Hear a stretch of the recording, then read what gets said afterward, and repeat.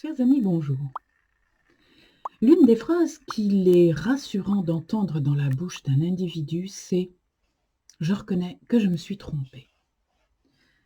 Et pourquoi ça? Eh bien parce que l'erreur est une qualité humaine. L'être humain se trompe. L'être humain n'a pas la science infuse, à moins d'être un très grand initié. Et quelqu'un qui se trompe, c'est la preuve que c'est un être humain. Ce sont les machines qui ne se trompent pas. Lorsqu'elles se trompent, vous allez me dire: «Oui, il y a des erreurs dans les ordinateurs et des choses comme ça». Oui, oui, il y a des erreurs, mais ces erreurs ne découlent pas de la machine. Ces erreurs découlent de la programmation faite par l'humain. Parce que la caractéristique de l'humain, c'est qu'il peut se tromper. Et c'est un bien, puisque de ces erreurs, il apprend, nous le savons, il acquiert une compétence supplémentaire, une connaissance supplémentaire qui va lui permettre la fois d'après, de franchir une étape supplémentaire sans se tromper cette fois. Il se trompera peut-être sur la suivante. Il n'y a rien de plus inquiétant que quelqu'un qui refuse de reconnaître ses erreurs. Quelqu'un qui s'obstine dans l'erreur. Parce que là, ça veut dire que cet individu-là ne laisse pas la place à son humanité de s'exprimer. Notre partie la plus humaine n'a pas d'ego, si j'ose dire. C'est l'ego qui refuse de se tromper. Ce n'est pas le cœur. Quelqu'un qui est dans le cœur, quelqu'un qui laisse parler sa véritable nature humaine, va reconnaître qu'il s'est trompé. Pourquoi pas? Qu'est-ce que ça peut faire? Oui, je me suis trompée. Oui, oui, je croyais vraiment, j'avais dit ça, effectivement, je me suis trompée. Ça, c'est l'homme. Inventer des prétextes et des circonvolutions machiavéliques pour arriver à faire avaler aux autres qu'on ne s'est pas trompé, comme certaines professions que je ne citerai pas savent si bien le faire, eh bien ça, c'est la preuve que quand on fait ça, on n'est pas dans son humanité. On est dans son mental, on est dans son arimanité, on est dans son ego, on est dans quelque chose d'effectivement machiavélique, diabolique, maléfique. Parce que insister dans une erreur, au risque d'entraîner tout le monde derrière soi dans l'erreur, eh bien ça n'est pas humain. Alors, je vous rappelle cet adage en latin, errare humanum est, perseverare diabolicum. L'erreur est humaine, seule la persévérance est diabolique.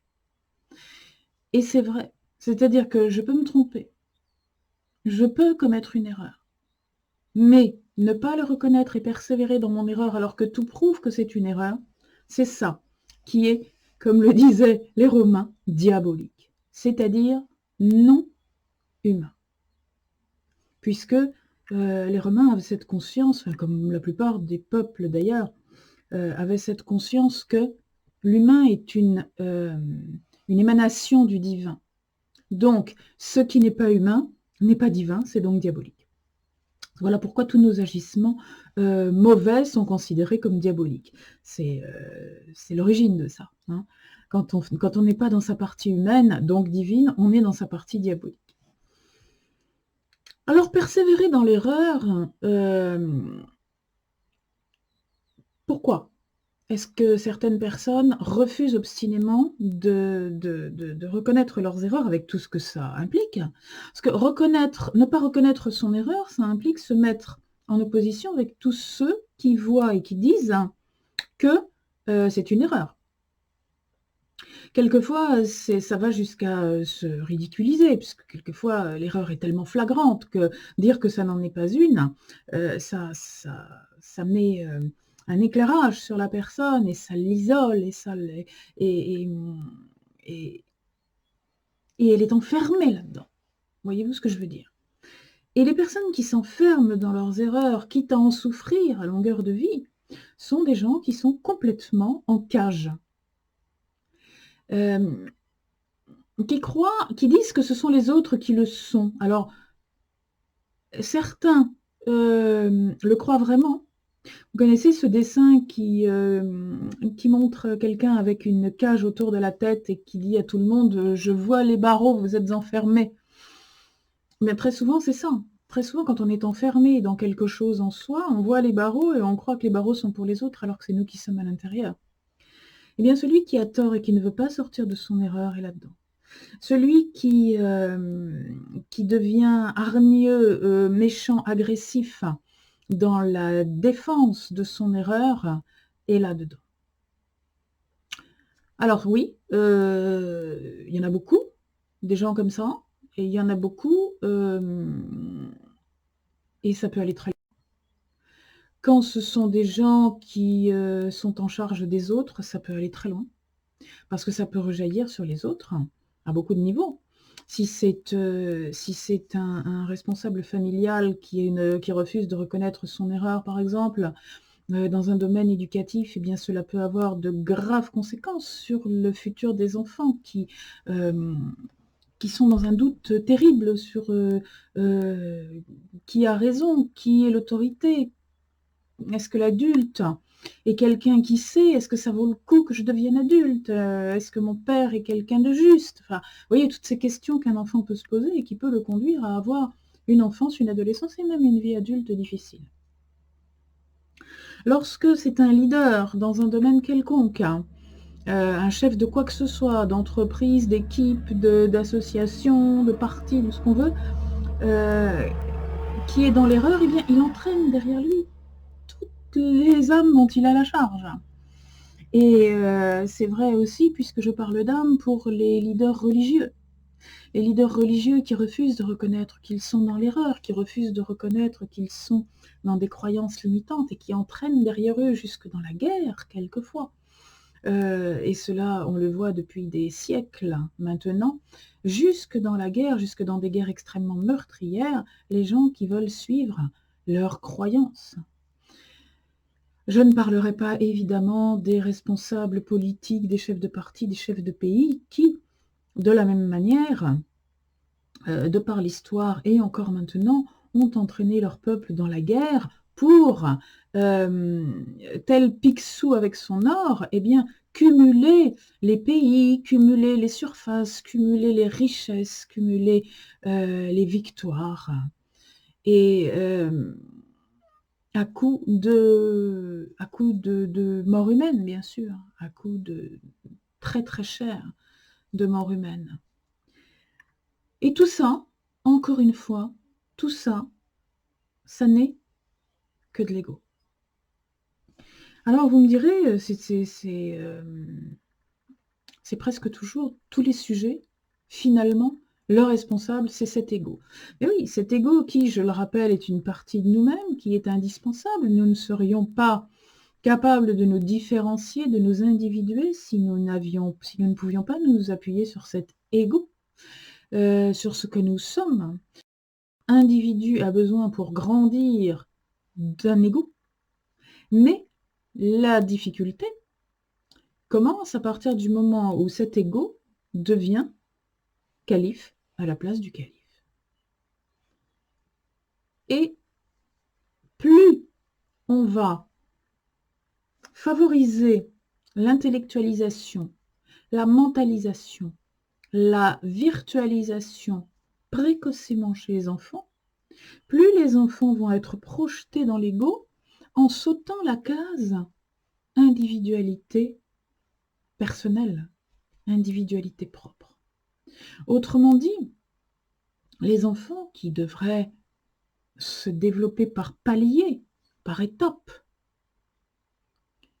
maintenant sautent des étapes. Vous savez, comme quand on leur fait sauter des classes.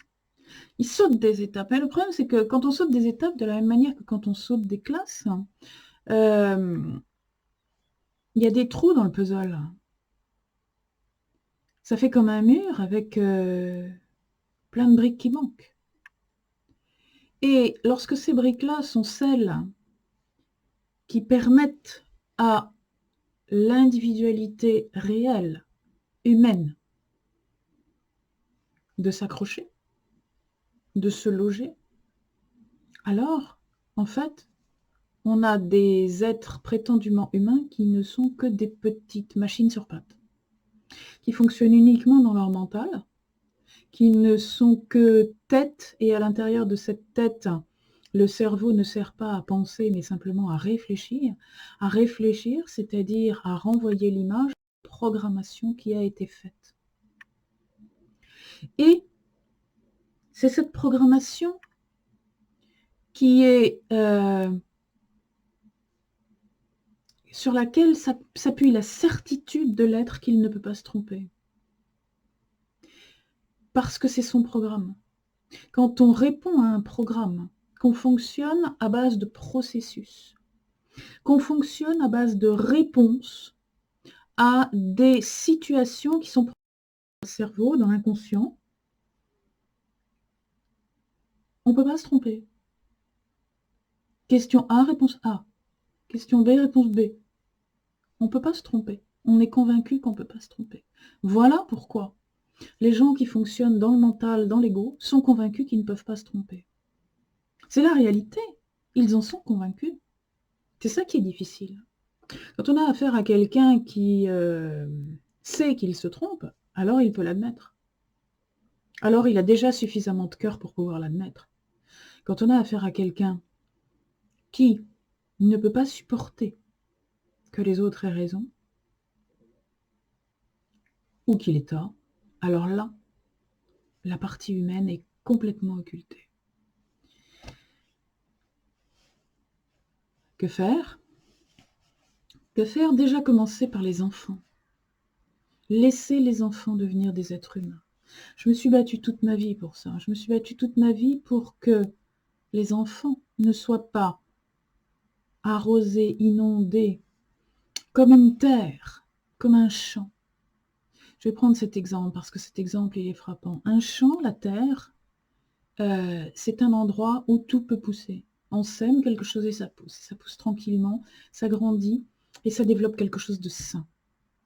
Mais quand on est pressé et qu'on veut de la rentabilité, eh bien, on traite la terre. Alors, on lui met des produits pour tuer les mauvaises herbes, enfin celles qu'on pense mauvaises. On n'attend pas qu'elle se repose, alors on cumule les récoltes, on l'épuise. Et quand elle est épuisée, eh bien, il faut de nouveau lui donner de quoi produire, parce que sinon ça n'est pas rentable. Donc on l'arrose avec des engrais qui sont une espèce de base de données dans laquelle les pauvres plantes, entre guillemets, que l'on sème, vont venir puiser pour pouvoir se nourrir complètement artificiellement et produire. Bon, et ben on est en train de faire la même chose avec les enfants. C'est-à-dire que l'enfant, c'est un terrain sur lequel vont pousser des herbes sauvages, qui ne sont pas forcément des mauvaises herbes, qui sont des herbes qui vont pouvoir servir par la suite. Et puis d'autres choses. Et normalement, au milieu de ces herbes sauvages, devraient pousser en temps et en heure des apprentissages qui progressivement, au fur et à mesure que l'enfant grandit, deviennent des apprentissages de plus en plus intellectuels, allant de plus en plus vers la pensée. Mais pendant que l'enfant est en friche, en jachère, il développe sa solidité, il développe sa santé, comme une terre en jachère. Elle développe sa santé, ses forces de vie. Voilà, ben l'enfant devrait faire ça. Maintenant, ce qui se passe, c'est qu'à partir de la maternelle, on commence à demander à produire, on commence à semer des choses qu'on aurait dû semer beaucoup plus tard. On commence à semer des choses qui vont épuiser les maigres réserves du petit enfant. Et comme le petit enfant, au bout d'un moment, n'a plus de réserve, on va l'arroser avec des engrais, des tas de trucs appris par cœur qu'il faut qu'il retienne pour pouvoir produire un résultat complètement artificiel qu'il aura oublié 3 jours après. Et là, on va habituer l'enfant à ce fonctionnement, comme on habitue la terre à ce fonctionnement. Lorsque dans une terre qui a été arrosée d'engrais, on sème quelque chose sans arroser d'engrais, il n'y a rien qui pousse, elle est épuisée, elle est vide, elle n'a pas de force de vie. Mais chez l'enfant, c'est la même chose. Si, au bout d'un moment, vous demandez à l'enfant de fonctionner par lui-même, d'utiliser ses forces personnelles, comme il n'en a pas, il ne va pas pouvoir le faire. Donc il va se raccrocher de plus en plus à cette programmation qui lui a été instillée. De plus en plus. Pour ne pas se tromper. Pour ne pas se tromper. Parce que quand il se trompe, le pauvre gamin, quand il se trompe, il est sanctionné. Quand il se trompe, on ne lui dit pas « tu as appris quelque chose ». On lui dit « tu n'as pas appris ta leçon ».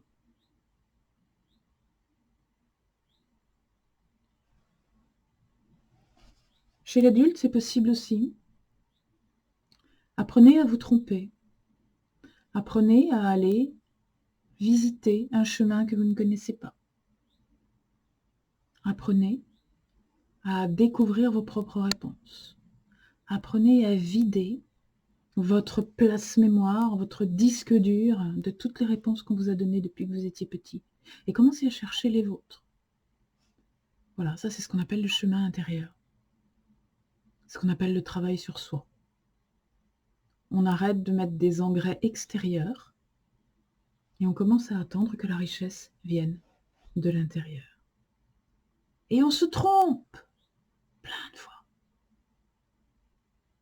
Et moi, qu'est-ce que je suis heureuse quand j'entends les gens qui disent « je me suis trompée ». Je me suis trompée, ben je le ferai plus. Ça, c'est génial. Allez, trompez-vous. Trompez-vous, commettez des erreurs, recommencez. Reparcourez le chemin en ouvrant plus grand vos yeux pour voir ce que vous avez raté. Allez-y. On est entre êtres humains.